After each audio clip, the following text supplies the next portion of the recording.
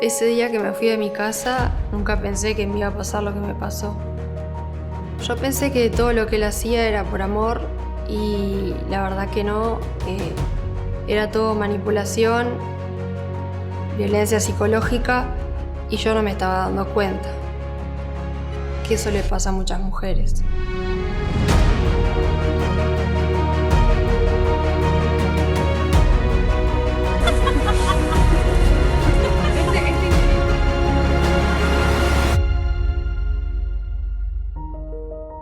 Es una mochila que voy a llevar toda mi vida. Es una mochila que me pesó mucho a los 14, 15 años. Yo a veces pienso que no sé, hay cosas que borré o que bloqueé, pero yo pasé muchas cosas feas para una niña que no tenía por qué pasarlas.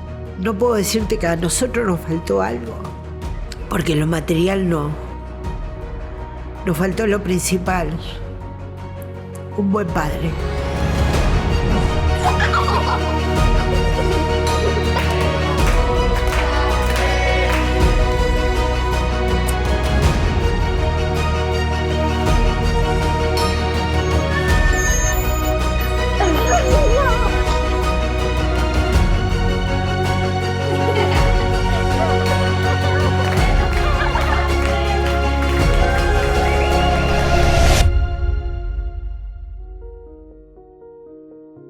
La violencia basada en género tiene que ver con las relaciones que se dan entre los seres humanos, entre los varones y las mujeres, que en su base tienen el abuso de poder. Entonces, la violencia tiene por finalidad el control, la dominación, el sometimiento de unas personas sobre otras. Que van desde la amenaza, pueden ir solamente desde la amenaza, hasta el daño físico, causar una herida, causar una lesión grave, inclusive la muerte, o daños, como llamamos, psicológicos o emocionales, cuando de vivir en ese clima de uso deliberado del poder es difícil crecer o desarrollarse armónicamente, ¿no? Entonces ese daño también es como consecuencia, se toma en cuenta como consecuencia de la violencia. Siempre a veces nos referimos que lo que podemos detectar de alguna manera es como la punta del iceberg, ¿sí? Donde lo que se ve es una pequeña porción y donde el grueso está por debajo del agua. Mi ex lo conozco desde que tengo 14 años porque es hijo de un amigo de mi padre que ya falleció. Era el grande que me gustaba porque en ese momento se notaba la diferencia. Él me llevaba 10 años. Y bueno, después pasó el tiempo, yo tendría 23, 24 años, él me habló por Facebook, me invitó a salir y yo no podía creer porque toda la vida me había gustado él. Le dije que sí y bueno, y de ahí no nos separamos más, tuvimos como 5 años juntos, de los cuales uno estuvimos casados y la verdad que nunca pensé que podía terminar así. Cuando uno se enfrenta todos los días a situaciones de violencia basada en género y escucha los argumentos que han sostenido esta situación a lo largo del tiempo y los argumentos que los terceros le han dado a estas mujeres o a estos niños y adolescentes de por qué suceden estas situaciones y cómo, nuestros prejuicios siguen muy vivos. Frases como, bueno, pero si ella está con él debe ser por algo, si hace tantos años que están juntos y nunca dijo nada, debe ser por algo. Son cosas de pareja que se van a solucionar. Justamente esos prejuicios hacen que se naturalice y genera para las víctimas mayores barreras de poder explicitar las situaciones que les generan sufrimiento. Y también el mensaje es para los ofensores de impunidad. El primer recuerdo fue, creo que tenía 4 años, sí, más o menos. 3, 4 años, no recuerdo muy bien. Fuimos a un cumpleaños y cuando veníamos, porque mamá, me acuerdo como el día de hoy, porque mamá se le cayó una servilleta de la mesa. Cuando veníamos en el auto le pegó un piñón y le partió todo el maxilar. Y ahí empezó, ¿viste? El 90% de las personas que agreden pertenecen al grupo familiar o al núcleo de convivencia de niños, niñas y adolescentes. Es un fenómeno que tiene la particularidad de que donde el lugar o ahí las personas que me tienen que cuidar también son las personas que me agreden o que se agreden entre ellos y al cual yo estoy expuesto. Ser testigo de cómo alguien violenta a tus cuidadores primarios es lo mismo que te estuvieran golpeando a ti. Quien daña a tu madre te daña a ti, porque es tu referencia, es el ala bajo la cual tú te tenés que refugiar. Y si ese cuidador no está, tú quedás sin protección. Y eso es la forma más grave de violencia, el desamparo, ¿verdad?, de un niño en desarrollo. Un día estábamos jugando al hoyo pelota. Era un juego de antes. Y ellos estaban, papá y mamá, con una mesa, como yo me siento con mi marido acá, con una mesa en el jardín, tomando mate. Y de repente veo volar a mi mamá, sentada, volar, sangre, nariz, por los oídos, todo. Y estaban tomando mate. A ver, decime vos, ¿qué puede haber pasado para que mi padre le pegara a mi mamá? Estaba mal de la cabeza ese hombre, ¿entendés? Porque a mis hermanas también, mirá que a mis hermanas le dio, Dentro de lo que son las distintas formas de violencia, cuando hablamos de violencia física, el blanco es el cuerpo del otro, que incluye una forma más masiva de violencia, que es la violencia sexual, ¿no?, que es el cuerpo y la sexualidad del otro, que es como todo su ser más íntimo. Y también, otras formas más sutiles. A veces hay acuerdo dentro de los integrantes de la familia de repartir tareas de determinada manera, y uno permanece en la casa, otro sale a trabajar, pero hay un acuerdo en lo que tiene que ver el cuidado de personas mayores o de niños, y eso es un acuerdo consensuado. Ahora, cuando una sola persona sale a trabajar impidiendo que la otra persona o los otros integrantes de la familia lo hagan, tiene el poder del dinero. Entonces, directa o indirectamente, está ejerciendo lo que llamamos violencia patrimonial. Trabajaba en una empresa que vende todo cosas contra incendio. Él me decía que no trabajara más. Que él estaba en una situación económica buena y quería que esté en casa, supongo, y que no esté en el trabajo. Que quizás sí, él no quería que esté con otra gente o qué sé yo, y por eso me dijo que no trabajara más. Si quería que no trabaje, pero yo no iba a dejar de trabajar. Yo no puedo quedarme sin hacer nada quieta. Y empezó a cambiar su personalidad. Llegaba a casa y ni bola que me daba, era acostarse a dormir para levantarse y ir a trabajar y chau. Yo quería salir con mis amigas y le decía para que venga conmigo y él me decía que no. Entonces yo, para no dejarlo solo, no iba. Me he perdido casamientos de amigas porque él no ha querido ir. Era como que yo no podía, no iba a ningún lado, no hacía nada, estaba siempre en mi casa. Por ejemplo, un fin de semana nos vamos para el campo y nos íbamos para el campo, o sea, era así. Decía algo y bueno, sí, dale, vamos. Lo manejaba él. Cuando festejé mi cumpleaños, por ejemplo, que lo hicimos en la barbacoa de la casa, él habrá estado un ratito y después se fue para adentro de la casa, no quería estar con gente. Se enojaba a veces por pavadas y bueno, se acostaba a dormir enojado conmigo. Yo qué sé, cualquier cosa de esas que decís, no es esto lo que quiero para mí. Uno no se da cuenta, pero terminás bajo una violencia psicológica que a veces no la ves. Y por eso hay que estar muy atento. La forma más común de la violencia basada en género hacia las mujeres es la violencia psicológica, indudablemente. Obviamente, como parte de la violencia que viven, que es el aislamiento, que es una de las formas de la violencia psicológica que hace quien ejerce violencia, es el cada vez menos vínculos o vínculos que están debilitados o vínculos en los cuales hay mucho conflicto. La violencia psicológica está siempre y a veces acompañada de la violencia física, de la violencia patrimonial, de la violencia económica, de la violencia sexual también. Estas son como las formas más comunes, si bien nuestra ley reconoce 19 formas de violencia. En cuanto al perfil de las personas agresoras, en su mayoría rondan el 80 y pico %, son varones. Aumenta mucho más el porcentaje de varones agresores en los casos de las violencias sexuales, donde son en la absoluta mayoría, es ínfimo la proporción de agresoras sexuales mujeres, si bien las hay, pero porcentualmente son mucho más los varones que las mujeres. Y lo que tiene que ver con la exposición a violencia basada en género, también son los hombres quienes son los mayores agresores.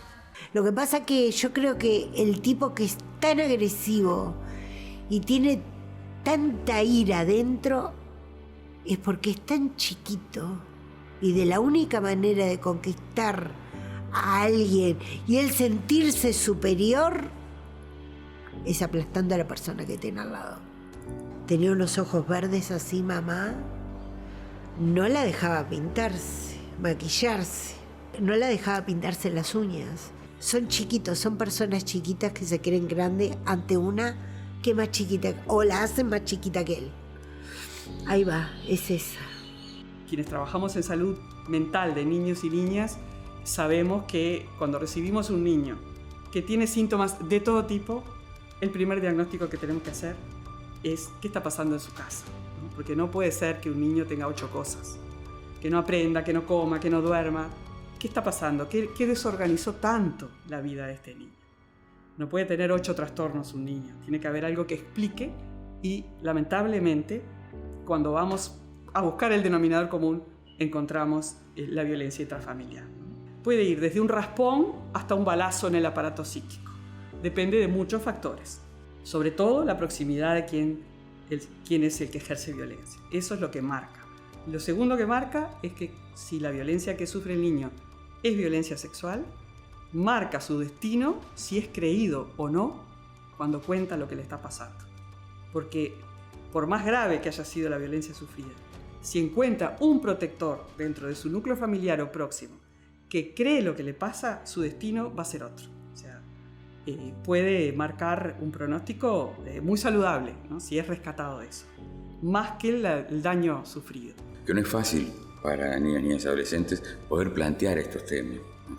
Y tampoco es fácil muchas veces para el mundo adulto poder recibirlos y escucharlos. Convengamos que vivimos en una sociedad patriarcal, en una sociedad adultocéntrica, ¿sí? Donde hay una visión desde el adulto del niño que a veces no es tomado en cuenta, si bien han habido cambios importantes, sobre todo a partir del periodo de la aprobación de la Convención sobre los Derechos del Niño, ¿no? Donde podemos decir que de alguna manera hay como 2 paradigmas de visión sobre la niñez y la adolescencia que están en juego hoy día. Entonces en eso tenemos que ser muy, muy cautos y que sí, el relato es un indicador importantísimo y primordial de cualquier situación de violencia. La mayoría de los niños tienen miedo y lamentablemente en este país no siempre le creen a los niños, ¿entendés? Y eso está mal. El niño, cuando hay agresividad en su casa, y él es agresivo. Yo lo era, sumamente agresiva. En la escuela era impresionante. Lo que llevas adentro, ¿entendés? Pero por culpa de un padre que sumamente que se despertaba los domingos, ay Dios. Las peores consecuencias para la infancia en desarrollo son sufrir violencia por parte de quien me tiene que cuidar. Es como que rompe la lógica del cerebro, ¿verdad? Porque el niño viene diseñado biológicamente para entregarse confiadamente a sus cuidadores. Su sobrevivencia depende de eso. Entonces, cuando esa violencia es ejercida hacia su cuidadora, hacia su madre, o quien hace las veces de, las consecuencias de eso se ven en niños y niñas desde el útero materno, ¿no? Porque un niño que está creciendo bajo ríos de adrenalina y de cortisol, que son las hormonas del estrés, crece sin entender no es que entienda desde el pensamiento, sino desde su cuerpo, la señal de amenaza. Tenés que protegerte, acá pasa algo, acá estás en peligro. y ya llega al mundo percibiéndolo como amenazante, como peligroso. Necesita caer en las manos de cuidadores atentos a sus necesidades, ¿no? No perfectos, ¿no? Pero que den la certeza de la protección y del cuidado. Si un niño crece en el amor, aprenderá a relacionarse amorosamente.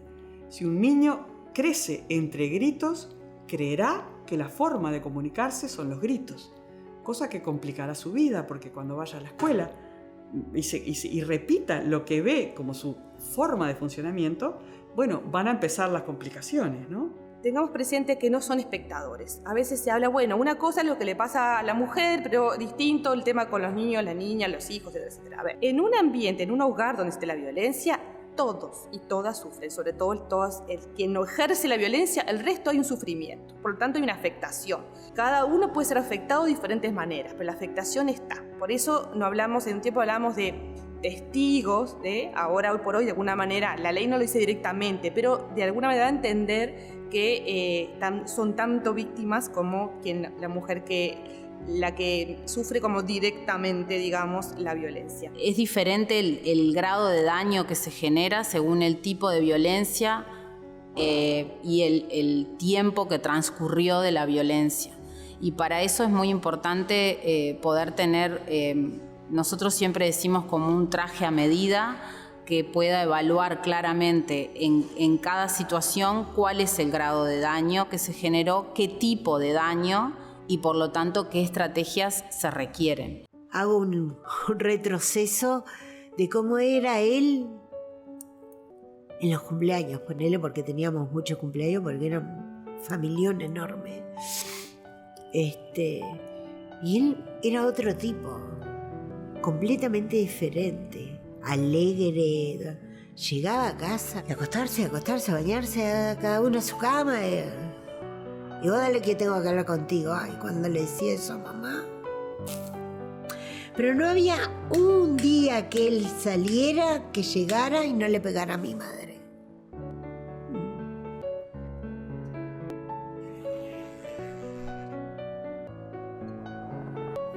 Estos son ejercicios de estiramiento y para mover un poco, circular la sangre, sacar un poco de músculo aunque no parezca. Son varios ejercicios, para arriba, para abajo, después me giré los pies, para no estar todo el día quieta. Me toca los pies para que los vaya sintiendo cada vez más. Es necesario porque si no la pierna me queda dura. Él tenía papeles para tener armas y era coleccionista. Y bueno, y esa arma siempre la tenía porque en el trabajo manejaba mucho dinero que tenía que trasladar de un lado para otro y por seguridad llevaba el arma. La veía arriba de la mesa, arriba de la mesita de luz, en todos lados la veía el arma. Nuestra cultura nos indica que de alguna manera las mujeres tenemos esta media naranja, con quien si la encontramos en algún momento de nuestra vida parece que vamos a ser felices eternamente. El mito, bueno, del amor es para toda la vida también, y ahí se suma con que, bueno, me casé para siempre, en donde de alguna manera creemos que efectivamente con todo el amor del mundo vamos a poder cambiar a este compañero que al parecer tiene estas conductas, pero que una vez algún día se va a dar cuenta. Mujeres que han vivido situaciones de tortura terribles, ¿no?, de violencia, y sin embargo el momento que han decidido separarse de su pareja y tomar distancia es cuando se enteraron o cuando comprobaron que les era infiel. Las mujeres llegan planteando, bueno, yo estoy loca, me estoy enloqueciendo, él dice que yo lo engañé, pero no es cierto, ¿no? También intentando probar que esa acusación que hace generalmente los varones que ejercen violencia, que es, bueno, vos tenés a otro, vos miraste al otro, vos me estás engañando, y continuamente, esto es de las formas también más torturantes, para probar que eso no es verdad. La violencia siempre es emocional y psicológica, que lo que hace es ir sobre la afectación de la autoestima de la víctima, que no es valiosa, que no es importante, que no entiende lo que hace, la descalificación, la humillación, primero en privado, luego en público, donde los terceros ven pero hacen que no ven, o ven y lo minimizan. Que se dé una situación de violencia en un cumpleaños familiar y todos hagamos que vemos pero no vemos, o que vemos y no hacemos nada, nos hace parte del problema. Entonces el mensaje para la víctima es: no debe estar tan mal lo que está pasando, o debe tener razón de que yo no sé, no valgo, no importa, hago todo mal. Empiezan los golpes quizás a objetos, a romper cosas en la casa, que se minimizan con fue un momento y ya va a pasar. Y en el ciclo de la violencia, esto del arrepentimiento hace que también la víctima, que en eso es importante poder entenderlo, que hay una parte de ese ofensor que la víctima también quiere, que quiere como quien, por ejemplo, eligió como padre de sus hijos, como pareja para conformar una familia, para estar juntos durante mucho tiempo. Entonces hay una ilusión de que esa persona va a cambiar. Él era un señor. Nadie lo conocía como era él. El único que lo conocía era mi tío Aníbal, que era el cuñado de mi mamá, que era el esposo de una hermana.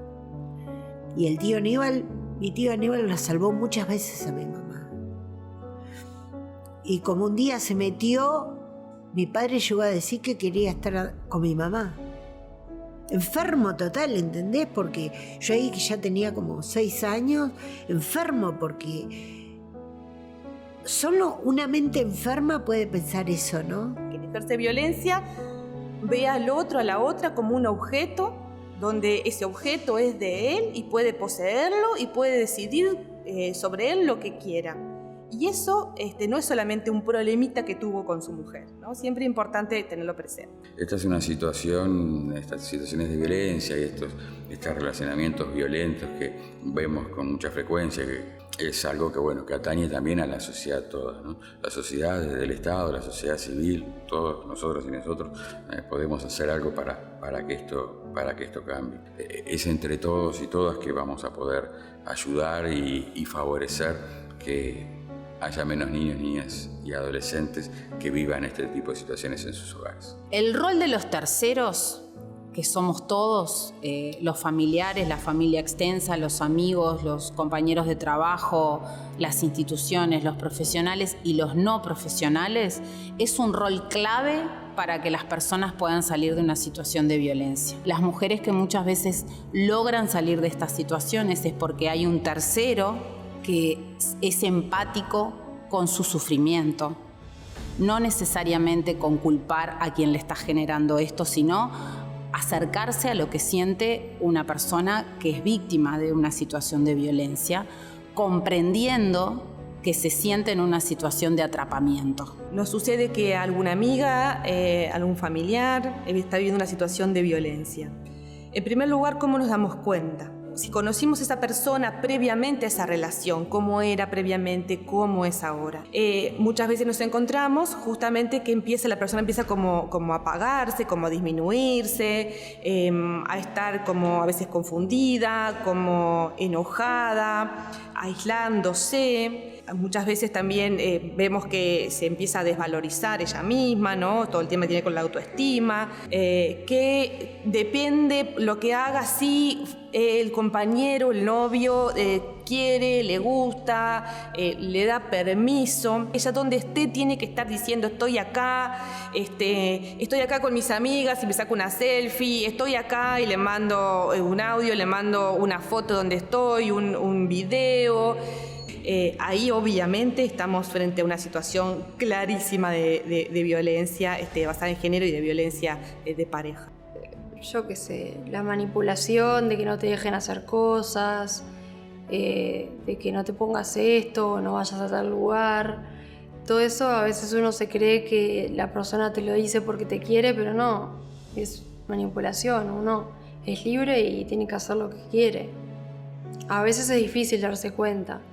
Pero yo a las personas que he hablado hasta ahora siempre les digo que abran los ojos, que vean más allá de todo, si están contentos realmente con la relación que tienen, si se sienten felices o si no, y si esa persona que tenés al lado no te hace feliz del todo, separarte, porque no vas a llegar a ningún lado así. Cada mujer que vive violencia tiene un momento donde puede decirlo, donde puede manifestarlo, donde puede pedir ayuda. Y no siempre es cuando una o cuando el resto quiere, desea o se da cuenta que es momento para hacerlo. Y eso para los terceros, cuando quieren ayudar, muchas veces genera rabia, impotencia, ¿no? Esto de decir, pero ¿y cómo soporta esto? ¿Cómo no sale de esta situación? No sale porque emocionalmente no puede salir. Y justamente el que haya un tercero que pueda sostener que es valiosa, que es importante, que va a poder salir de esto y ayudar a dar rutas de salida, ese es el primer paso. ¿Cuándo actuar más allá de la voluntad de la víctima? Para eso es importante la evaluación de riesgo. Y en la evaluación de riesgo es donde intervenimos también quienes conocemos de la temática, quien podemos hacer esto. De aún así, hay algunos tips, decimos, algunas pautas importantes tener presente. Ha habido violencia física extrema, ha habido intentos, por ejemplo, de asfixia o no. Hay armas, hay un control muy importante de esa persona, consumo abusivo de sustancias o adicción, hay antecedentes con denuncias.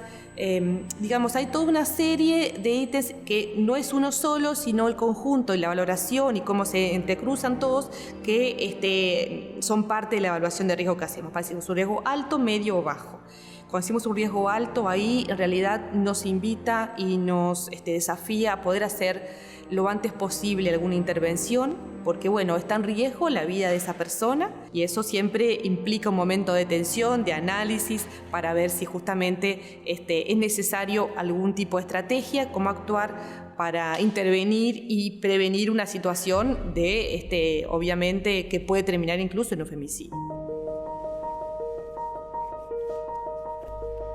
Yo todavía no llego a calzarme sola, me tienen que calzar. No me puedo poner ni las medias ni los championes.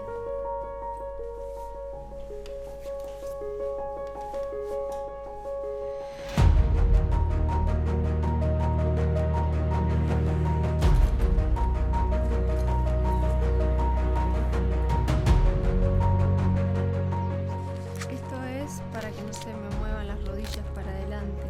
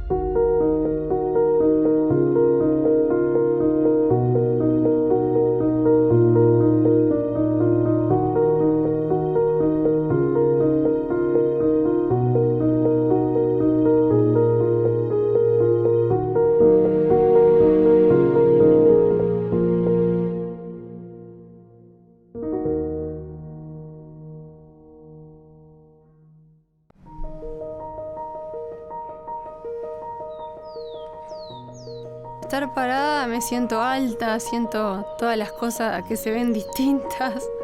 Me olvidé aparte de la altura que tenía y cómo era todo.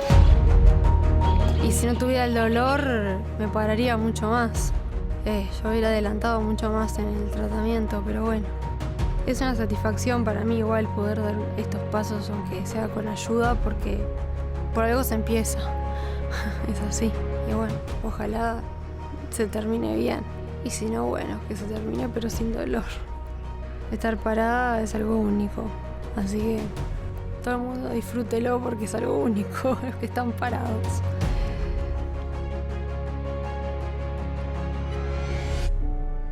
Mi padre siempre estaba de mal humor, siempre se emborrachaba y venía y la hacía pomada, porque él hacía pomada. Le pegaba en el cuarto y se pensaba que nosotros nos sentíamos y la amenazaba que nos iba a sacar. Y que mi mamá se estaba quejando Y él no la dejó quejarse más, como que le molestó, viste, que se quejara ella. Entonces le pegó, así para que no. Mi mamá se quejó, lloró y entré al cuarto. Y lo lastimé. Le dije que a mi mamá nunca más la iba a tocar. Y me la llevé para el cuarto mío. Me hice una cama yo en el piso y la dejé a mi mamá en mi cama. El impacto que tiene la exposición a la violencia basada en género afecta básicamente varias áreas, tanto lo que tiene que ver con socialización, con sus posibilidades de aprendizaje, en lo emocional de cada uno de los niños, niñas y adolescentes. Muchas veces toman roles protectores respecto de sus hermanas o hermanos y roles protectores incluso con la madre agredida, por ejemplo. Algo que no es acorde a su edad ni a las posibilidades incluso que tienen, porque todas estas situaciones lo que de alguna manera hacen es como desbordar las posibilidades emocionales, psíquicas de niños, niñas y adolescentes, colocándonos en un lugar de extrema vulnerabilidad. Y cuando hablamos de qué magnitud tiene la violencia hacia la infancia en nuestro país, tenemos que referirnos a los datos que anualmente reporta en su informe de gestión CIPIAF, que es el Sistema Integral de Protección hacia la Infancia y la Adolescencia contra la Violencia, integrado por varios sectores, ¿no? Por el Poder Judicial, por la educación, por la salud. El último informe 2020 reportaban 4.911 situaciones de violencia hacia niños, niñas y adolescentes, el 90% de las cuales eran intrafamiliares. Eso solo las reportadas. Cuando nos referimos a violencia intrafamiliar, también nos referimos a niños que han sido testigos de violencia, en cuyo caso se aumenta a 300.000 niños más que fueron testigos de violencia intrafamiliar y que por lo tanto se considera que han sido violentados. En este primer semestre del 2021, donde hicimos un corte para hacer una evaluación de mitad de año, teníamos casi 4.000 situaciones. No es que aumente el maltrato, sino que lo que aumenta es la capacidad de detección y también la capacidad de niños, niñas y adolescentes en poder develar y solicitar ayuda ante estas situaciones que viven. Cuando la persona que violenta en el núcleo familiar es el hombre de la casa, es el varón de la casa, y hay niños y niñas, pero hay niños varones observando, registrando cada expresión, cada palabra, cada forma, cada comentario, desde la tele hasta la vecina que pasa, hasta lo que dice de mi madre, ¿no? Los niños, y digo niños varones, miran atentamente el comportamiento de sus padres, pero fundamentalmente en este camino a la identificación, como mi papá. Podemos pensarnos, no que todo niño, niña, adolescente que ha sido víctima de una situación de maltrato o abuso va a ser víctima o victimario después, pero sí tenemos una gran probabilidad. De hecho, muchas veces cuando se trabaja con varones que ejercen violencia, surgen niñeces con muchísima violencia, con muchísimo maltrato. Y también cuando trabajamos con mujeres víctimas, surgen también niñeces y adolescencias con diversas formas de maltrato y muchas veces abuso. La posibilidad de que los niños vean otros modelos, y ahí la escuela, sin duda, pero sobre todo los educadores no formales, porque hay mucho más predominio de varones allí. Los clubes de niños, los centros juveniles, son modelos alternativos donde muy atractivos para los niños varones y los adolescentes, porque son líderes que los convocan a hacer actividades que les gustan, a hacer cosas que quieren y no se comportan violentamente. Entonces esa sería el antídoto, ¿no? Poder decir, bueno, tengo otro modelo identificatorio con otro funcionamiento y me gusta mucho. Ser varón también es esto. Y esa es la salida, ¿no? No solamente es esto. No es prepotear, no es gritar, no es aplastar.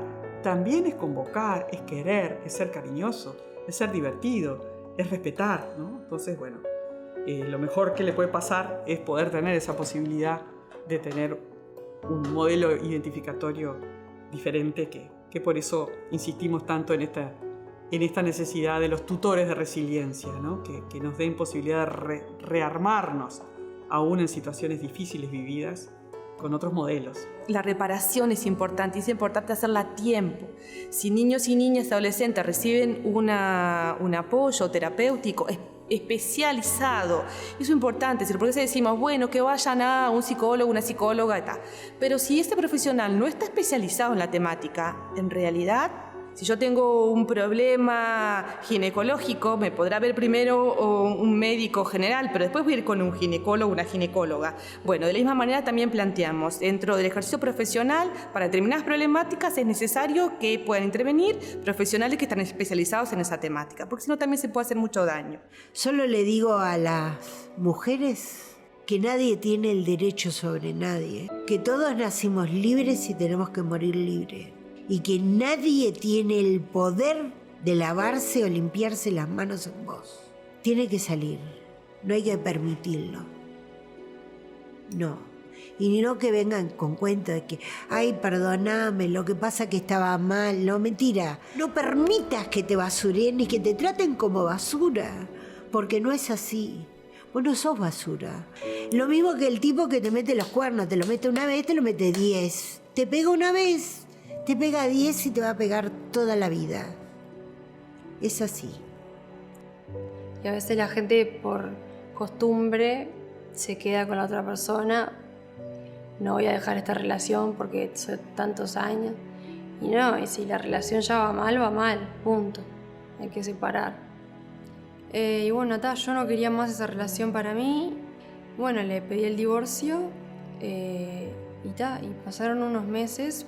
Y yo estaba saliendo para el trabajo de mañana de mi casa en Carrasco y a una cuadra estaba él y me hizo señas de que parara el auto y yo pensé que me iba a hablar algo del divorcio. Paro el auto, él se sube y me dice, si te querés divorciar se termina para los dos, y saca un arma del bolsillo y me empieza a disparar. Y después, cuando creyó que estaba muerta, se pegó un tiro en la cabeza al lado mío. O sea, yo lo vi todo en realidad. Bueno, él me dio 5 tiros a mí, de los cuales me quebró los 2 brazos. Un tiro me pasó 1 centímetro del corazón. Bueno, me tuvieron que sacar el vaso, un riñón y parte del hígado. Y una de las balas rozó la médula y tocó unos nervios, que eso es lo que me impide que hoy pueda caminar y esté en silla de ruedas. Y bueno, y los dolores que tengo, que son dolores neuropáticos, son muy fuertes, en la pierna izquierda sobre todo, y bueno, la paso muy mal, no puedo dormir, me tienen que dar calmantes todo el tiempo, y así estoy hasta encontrar una solución. El fenómeno de los femicidios, además de que tiene mayor visibilidad, también ha adquirido características diferentes. Por ejemplo, dentro del perfil de las mujeres que han sido asesinadas encontramos mujeres de edad media, adolescentes y mujeres adultas mayores. Y situaciones en las que muchas veces el homicida, el femicida, se suicida. Eso genera contextos femicidas muy diferentes, tanto a la hora de investigar, tanto a la hora de generar una condena, cuando, por ejemplo, no hay un indagado, o cuando sí lo hay, ahí son escenarios diferentes, pero también genera un impacto muy diferente en el entorno de esa familia. Uno nunca piensa que le puede pasar a uno. Cuando ve eso, cree que le pasan a los demás, no sé por qué, pero todo el mundo lo piensa igual. Le puede pasar a cualquiera, nadie está a salvo de nada. Yo estaba durmiendo lo más bien en mi casa un día y me desperté, le di de comer a mis perros y cuando me fui ya estaba en un CTI. Y me cambió la vida de un día para el otro.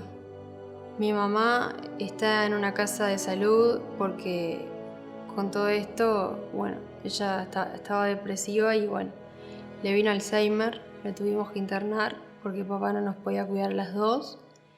Y mi papá ya está grande, tiene 78 años y me está cuidando todo el tiempo. Espero que mi futuro sea caminando. O por lo menos, si no es caminando, sin dolor. Yo la verdad que tuve 28 años muy felices, una niñez muy feliz y bueno, espero poder volver a tenerla algún día de vuelta. Yo no me levanto mal, de mal carácter, nunca estoy de mal carácter, excepto que pase algo. Y creo que de mal carácter no creo que te guste verme, porque eso lamentablemente es lo que traemos y arrastro de mi niñez, la agresividad.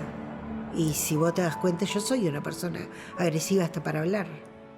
Tengo mis momentos de agresividad y yo me doy cuenta. Entonces cambio. Yo qué sé, no sé cómo salí, no sé. Yo creo que la fuerza más grande que tuve fue ella, mi mamá. Yo conocí a Alexis Viera a través de una amiga, le contó mi historia y él me llamó. Estuvimos hablando como 1 hora por teléfono. Me dijo para irme para Colombia, pero vino lo de la pandemia y no se pudo viajar. Y me dijo, hace una colecta, hace un grupo de WhatsApp con tus amigos y empiezan a difundir las redes. Yo voy a difundir también y vamos a conseguir ese dinero para que viajes.